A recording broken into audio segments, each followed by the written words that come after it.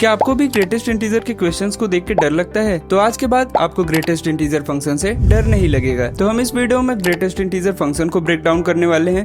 तो मान लीजिए अगर हमारा ग्रेटेस्ट इंटीजर फंक्शन एक मशीन है, तो अगर उसमें हम एक इनपुट देते हैं तो वहां से जो हमारा आउटपुट फाइंड आउट होता है वो होता है नियरेस्ट स्मॉलेस्ट इंटीग्रल वैल्यू। जैसे कि मान लीजिए हमने ग्रेटेस्ट इंटीजर फंक्शन के अंदर 2.3 रखा, तो हमारा जो नियरेस्ट स्मॉलेस्ट इंटीग्रल वैल्यू है वो है 2। जैसे हमने इसमें -3.4 रखा, तो जो हमारा नियरेस्ट स्मॉलेस्ट इंटीग्रल वैल्यू है वो है हमारा -4। तो ग्रेटेस्ट इंटीजर फंक्शन हमारा एक इंटीग्रल वैल्यू देता है। तो यहाँ से हम कह सकते हैं greatest integer of x equal to n integral value. तो ये हमारा प्रॉपर्टी नंबर 1 हो गया। प्रॉपर्टी नंबर 2 हमारा कहता है कि अगर हम ग्रेटेस्ट इंटीजर फंक्शन के अंदर इंटीजर को डालते हैं तो हमारा आंसर इंटीजर आता है, और अगर हम ग्रेटेस्ट इंटीजर फंक्शन के अंदर माइनस इंटीजर को डालते हैं तो हमारा आंसर माइनस इंटीजर आता है। और अगर हमारा ग्रेटेस्ट इंटीजर फंक्शन के अंदर x के साथ हमारा इंटीजर ऐड होता है या फिर सब्ट्रैक्ट होता है तो हम उसको ग्रेटेस्ट इंटीजर के बाहर भी लिख सकते हैं। तो यहाँ से हमारा ये हो जाएगा greatest integer x plus n। तो यहाँ से मान लीजिए अगर ग्रेटेस्ट इंटीजर फंक्शन के अंदर हमारा 2 प्लस 2.3 है, तो यहाँ से हम इसको 2 को बाहर लिख सकते हैं प्लस 2.3। और अगर हम इसको लेफ्ट हैंड साइड में देखें तो ये हमारा 4.3 ग्रेटेस्ट इंटीजर के अंदर हो जाएगा इक्वल टू 2 प्लस, और इसका हमारा ग्रेटेस्ट इंटीजर फंक्शन का वैल्यू होगा 2। तो यहाँ से हम देखेंगे ये हमारा ग्रेटेस्ट इंटीजर फंक्शन का वैल्यू 4 हो जाएगा इक्वल टू 4। तो यहाँ से हम देख सकते हैं कि हम अपने इंटीग्रल वैल्यू को बाहर लिख सकते हैं। और अगर हमें कभी greatest integer x equal to n given है, तो वहाँ से हमारा जो x का रेंज होता है वो होता है n से लेकर n प्लस 1 तक। जैसे कि मान लो अगर हमारा ग्रेटेस्ट इंटीजर का वैल्यू 2 आ रहा है, तो हम ग्रेटेस्ट इंटीजर फंक्शन के अंदर 2 से लेकर 3 तक की वैल्यू को डाल सकते हैं, बट हमारा 3 इंक्लूडेड नहीं होगा, क्योंकि अगर हम 3 रखेंगे तो वहाँ से हमारा आंसर 3 आ जाएगा। तो अब हम इन्हीं प्रॉपर्टी के बेस पे एक क्वेश्चन करते हैं। तो इस क्वेश्चन में हमें x की वैल्यू पूछी गई है। तो यहाँ पे हम देख सकते हैं कि हमारा ग्रेटेस्ट इंटीजर फंक्शन के अंदर भी ग्रेटेस्ट इंटीजर फंक्शन है। तो हमने अभी अभी प्रॉपर्टी में देखा कि ग्रेटेस्ट इंटीजर फंक्शन का जो भी वैल्यू आता है वो हमारा एक इंटीग्रल वैल्यू होता है। तो यहाँ से हम इन सबको एक इंटीजर कंसीडर कर सकते हैं। मान लीजिए ये हमारा n हो गया, तो ये सब हमारा ग्रेटेस्ट इंटीजर के बाहर आ जाएगा। सिमिलरली हम यहाँ पे देख सकते हैं कि ये हमारा एक ग्रेटेस्ट इंटीजर फंक्शन है, तो ये भी हमारा इंटीग्रल वैल्यू होगा, तो ये सब हमारा बाहर आ सकता है। फिर हम यहाँ पे देख सकते हैं कि ये भी हमारा एक इंटीग्रल वैल्यू है, तो ये भी हमारा बाहर आ जाएगा। तो यहाँ से हम देख सकते हैं ये हमारा 4 time greatest integer x equal to 4 आ गया। तो यहाँ हमारा 4 से 4 कैंसिल हो जाएगा, greatest integer x equal to 1 आ जाएगा। तो हमने ये प्रॉपर्टी पढ़ा, ये जो वैल्यू है वो इस वैल्यू को डिसाइड करती है। तो यहाँ से जो हमारा x का वैल्यू होगा वो ग्रेटर देन और इक्वल टू 1 होगा और लेस देन 2 होगा। तो आप देख सकते हैं कि ग्रेटेस्ट इंटीजर फंक्शन के क्वेश्चन को हम कितने इजीली सॉल्व कर सकते हैं अगर हमें ग्रेटेस्ट इंटीजर फंक्शन का बेसिक फंडामेंटल पता हो। तो आप कमेंट करके बताइएगा कि क्या आपको GIF के सारे बेसिक फंडामेंटल्स याद थे। और अगर आपको ये वीडियो इन्फॉर्मेटिव लगे तो वीडियो को लाइक करके चैनल को सब्सक्राइब करना ना भूलें। Thank you so much.